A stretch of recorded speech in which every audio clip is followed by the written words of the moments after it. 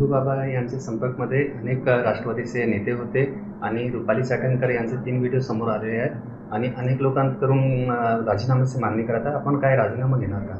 भोंदूबाबाच्या जे काही प्रकरण आहे अतिशय वाईट आहे, घाणेरडं आहे आणि त्याच्यावर सक्त कारवाई ही केली गेली पाहिजे. त्यांची अटक झाली आहे.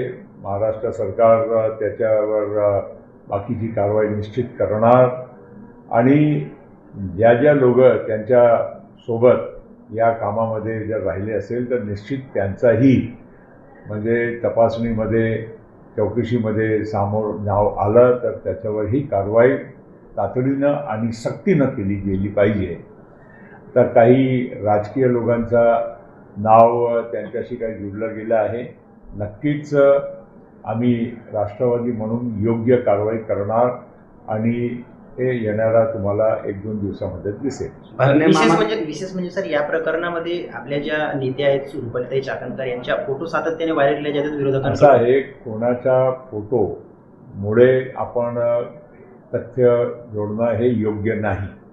कारण फोटो अनेक मान्यवरांचेही आहे, मी नाव कोणाचं घेत नाही. पण एक निश्चित आहे की आपल्या एक पब्लिक लाईफमध्ये सार्वजनिक जीवनामध्ये आपल्याला अनेक गोष्टीचा विचार करावा लागत असतो. आपला कोणाबरोबर आपला म्हणजे प्रवास आहे, सोबत आपण कोणाबरोबर उठणं बसणं करतो हेही महत्त्वाचं असतो आणि त्यामुळे कुठल्याही समाजामध्ये किंवा कुठल्याही व्यक्तींच्या मनामध्ये संशय निर्माण होणं ही काही चांगली गोष्ट नाही. म्हणून आम्ही नक्कीच आज आणि उद्या सुट्टी आहे, पण नक्कीच आम्ही याच्यावर चर्चा करू. आमचे नेते सुनेत्रा वहिनी पवारांच्या सोबतही आम्ही चर्चा करणार आणि निश्चित 1-2 दिवसामध्ये पक्ष जे काही असेल योग्य कारवाई. शिकूया AI ची क्रांती.